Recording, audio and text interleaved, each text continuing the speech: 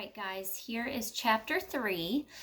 Last chapter we just read, there was a bird that delivered a message, and we have to see if the message really meant anything or not. So I wonder if he's going to go try to visit Mr. Talltail. Let's see. This chapter's called A Tale of Wonder. The school bell rang, and Noah raced for the door, not bothering to slow down when Mrs. Bless called, "Kids, walk!"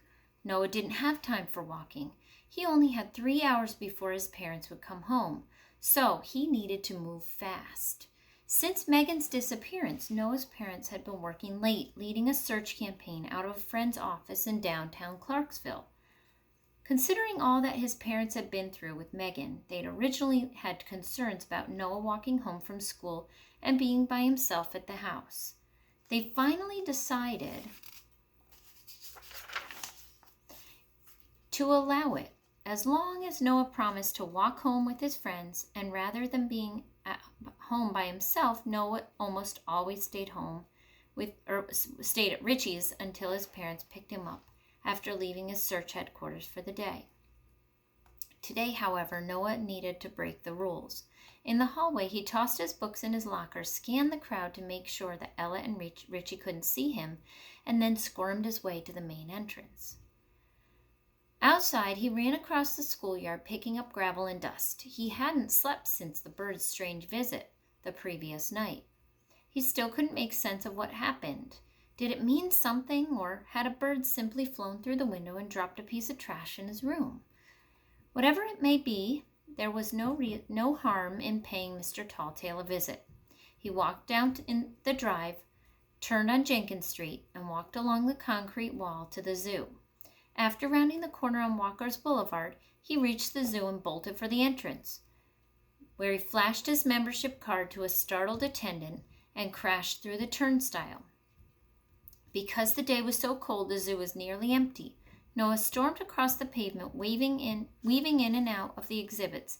He had been to the zoo so many times that he knew the shortest path to the Langer house without thinking about it.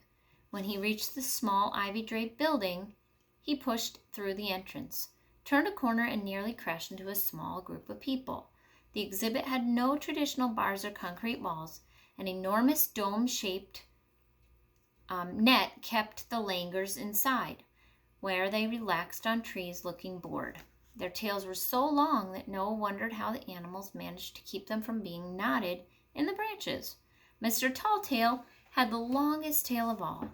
As the monkeys rested on a high branch, the tails dangled below his rear end like a furry snake.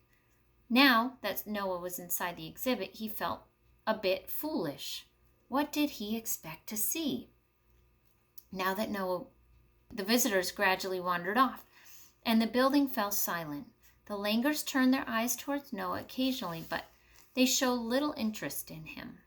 "Psst," Noah said, "Mr. Talltail." The monkey ignored him. He was more interested in a large leaf that was trapped in the ceiling of the net. "Mr. Talltail, can you hear me?" The monkey picked a closer leaf, popped it up in his mouth, and chewed casually. Okay, Noah muttered, scratching his head. Why am I talking to a monkey? The entrance door swung open, and a security guard stepped inside.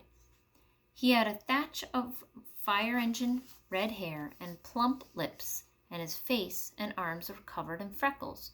"Hello," Noah said, feeling stupid and embarrassed. After all, the man had nearly caught him talking to the monkey. The guard didn't answer, and in an awkward silence filled the air. He strolled past Noah, observing him skeptically. Noah stared at the Langers, pretending that he was enjoying himself. The sound of the guard's footsteps softened as he rounded the exhibit. Finally, Noah heard the exit door open and close. He was alone again with the Langers. "Talk about creepy," Noah mumbled. He glanced at Mr. Talltail once more and said, "Nothing to show me, huh?" Mr. Talltail stared into space and idly chewed his leaf, working his jaw from side to side. Feeling like an idiot, Noah decided to leave and turn toward the exit.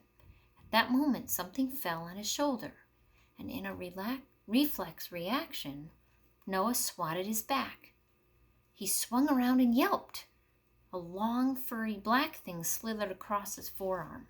It jumped off and floated in the air. Then Noah realized what it was. Mr. Talltail's tail. Seeing Noah turn to leave, the langur had leaped to the front of the net, deliberately poked out his tail and brushed it over Noah's shoulder. What's more, a slip of paper was wrapped in the tip. Noah knew it was crazy, but Mr. Talltail was handing him paper. The monkey waved his tail as if to say, "Are you gonna take this or what?" Noah crept forward. He reached out his trembling arm and snatched the paper. "What is this?" he said. Mr. Talltail leaped back into the tree and relaxed on his previous spot in the branches, picked another leaf and chewed. His dark eyes gazed blankly into the distance as if nothing had happened. For a second, Noah thought he had imagined the whole incident, but the paper was in his hand, crumpled, ripped, and spotted. A few langur hairs even clung to it. Noah opened it carefully. The moment he saw the message inside, he thought he'd faint. The front door creaked open again, and he thrust the paper into his pocket. For the second time, the redhead security guard walked in. He eyed Noah suspiciously, and as he approached, his heels angrily smacked the floor. What Noah had read on the paper was making his stomach roll and his head ache. "You okay, kid? You ain't looking too hot," the guard said. "Yeah, fine." Noah was anything but fine. He could barely breathe.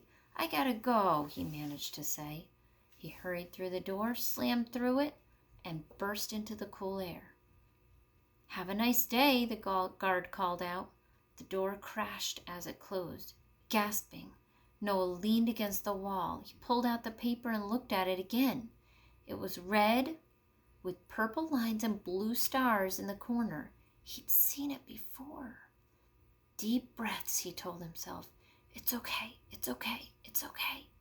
But even as he repeated the words, he didn't believe them for a second. Chapter 3.